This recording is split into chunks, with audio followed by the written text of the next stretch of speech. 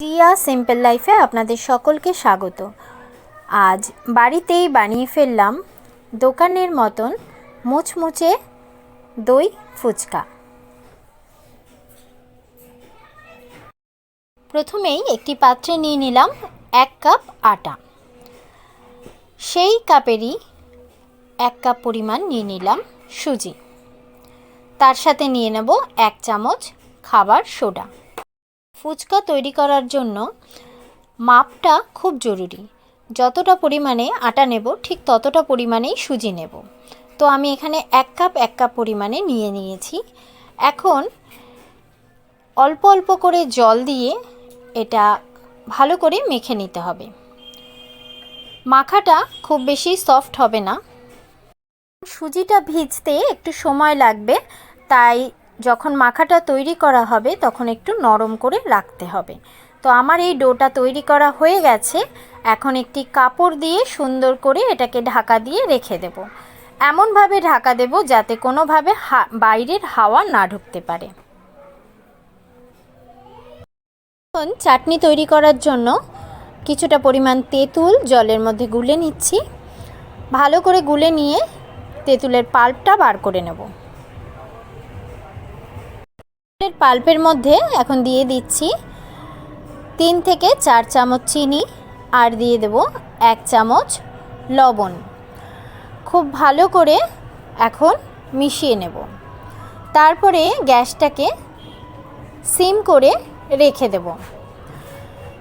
খুব ভালো করে এই চাটনিটা যখন জাল হয়ে যাবে আর বেশ ঘন হয়ে যাবে, দেখুন ঠিক ঘনত্বটা এরকম হবে আর রঙটাও কিন্তু বদলে গেছে। তো চাটনিটা তৈরি হয়ে গেল। 2 ঘন্টা পরে এখন ঢাকা সরিয়ে দেখে নিচ্ছি ডো একদম সফট হয়ে গেছে। আর এখন ডো থেকে আমি লেচি বার করে নিলাম। খুব পাতলা করে এখন বেলে নিতে হবে। তো বেলার জন্য আমি সামান্য আটা নিয়েছি। এটা বেলার সময় মনে রাখতে হবে যেন রুটিটা উলটপালট না করা হয়। আমি এখানে রুটি বলে ফেললাম, কারণ সাধারণত আমরা রুটি এইভাবে বেলে থাকি। তো যাই হোক, এটা বেলার সময় পুরোপুরি গোল না হলেও চলবে, কোনো অসুবিধে নেই। আমি একটা বোতলের ঢাকা নিয়ে নিয়েছি। সেই ঢাকার সাহায্যে আমি একদম গোল গোল করে এখন এই রুটির থেকে ছোট ছোট লেচি কেটে নিচ্ছি। দেখুন একটা ঢাকার সাহায্যে করার ফলে শেপটা সম্পূর্ণ ভালো হয়েছে। এখন ফুচকা ভাজার পালা। তো কড়াইতে তেল বসিয়ে গরম করে নিয়েছি। প্রথমে আমি একটি লেচি দিয়ে দেখে নিলাম যে ফুচকাটা হচ্ছে কিনা।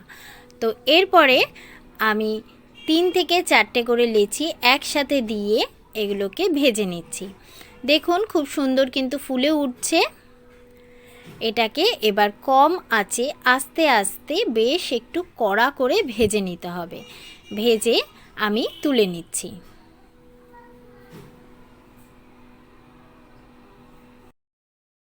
দই ফুচকার প্রধান উপকরণ এবার আমি নিয়ে নিলাম এখানে দই।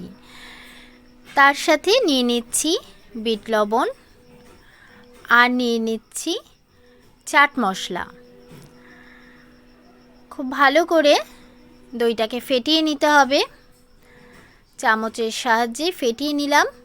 তারপর একটু জল দিয়ে দিলাম, কারণ দইটা বেশ ঘন ছিল। আর দিয়ে দিচ্ছি তার সাথে 2 চামচ চিনি। খুব ভালো করে মিশিয়ে নেব।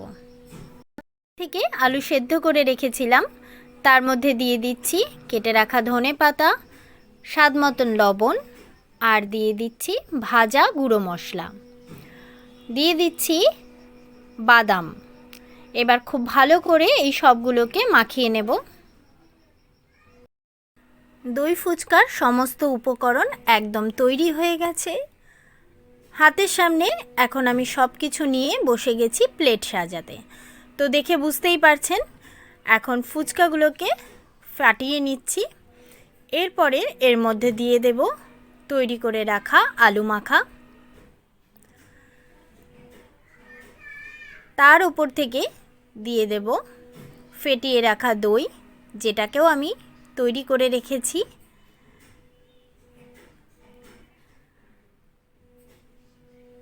দই দেওয়ার পরে দিয়ে দেব চাটনি, যেটা আমি আগে থেকেই তৈরি করে রেখেছিলাম তেঁতুলের কাঠ দিয়ে বা তেঁতুলের পাল্প দিয়ে।